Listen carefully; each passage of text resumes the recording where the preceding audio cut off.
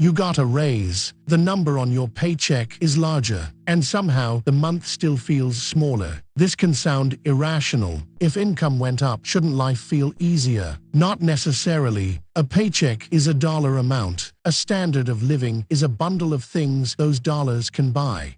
When the cost of that bundle grows as fast as or faster than income, a raise can exist on paper without creating breathing room. The missing idea is purchasing power. Suppose your salary rises 4%. If the prices of the things you buy also rise 4%, your nominal pay is higher, but your real pay is unchanged.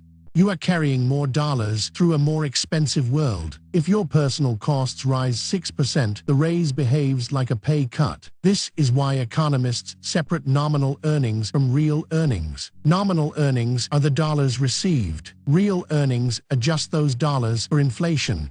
The Bureau of Labor Statistics reported that average hourly earnings increased over the year ending June 2026, but after adjusting for consumer prices, real average hourly earnings for all employees were almost flat. That broad average does not describe every worker. It explains why a raise and financial frustration can appear at the same time.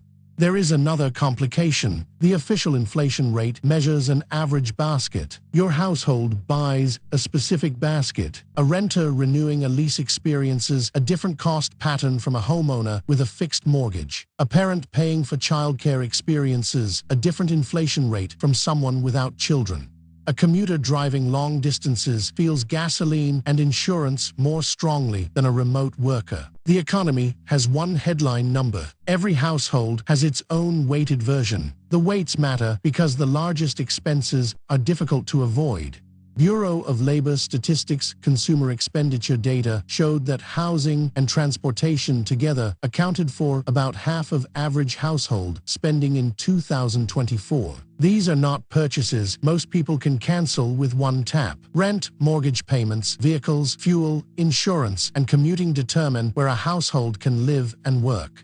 When fixed costs grow, the pressure appears in the categories people can see. Groceries are questioned, subscriptions are cut, restaurants disappear, but the largest bills may already have claimed the paycheck. This creates the feeling that small treats caused the problem, even when the real change came from housing, transportation, healthcare, insurance, or debt. Taxes and benefits create another gap between the raise you hear and the raise you receive. A salary increase is usually quoted before payroll taxes, income taxes, retirement contributions, health premiums, and other deductions. The gross number may rise by $200 per pay period. The bank deposit rises by less. Then the new net amount meets higher prices. A $6,000 annual raise can therefore become a surprisingly small monthly improvement after deductions and inflation. The timing also works against you. Prices can change continuously. Raises often arrive once a year. During the months before the adjustment, purchasing power erodes.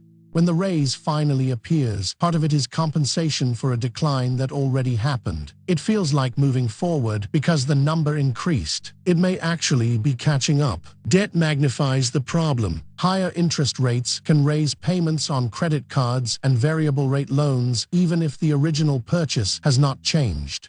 A household can receive the same product, owe the same principal, and pay more each month because money itself became more expensive. That cost may not appear in the consumer price index in the same way it appears in your cash flow. The budget experiences the payment. The inflation statistic measures prices under a broader methodology. This is one reason personal financial pressure and a headline inflation rate can disagree without either being fake. Lifestyle changes matter too. People compare today's paycheck with yesterday's paycheck, but the household may not be the same. A new child, a move, a longer commute, caregiving, a medical need, or the end of a promotional rate can absorb income faster than a raise supplies it. That is not lifestyle inflation in the frivolous sense. Life has changed the required bundle. There is also classic lifestyle inflation. A raise may produce a nicer apartment, newer vehicle, more delivery, or several upgraded subscriptions before it produces savings. Each upgrade feels modest beside the new income. Together, they can claim the entire improvement. The raise becomes invisible because it was converted into recurring commitments.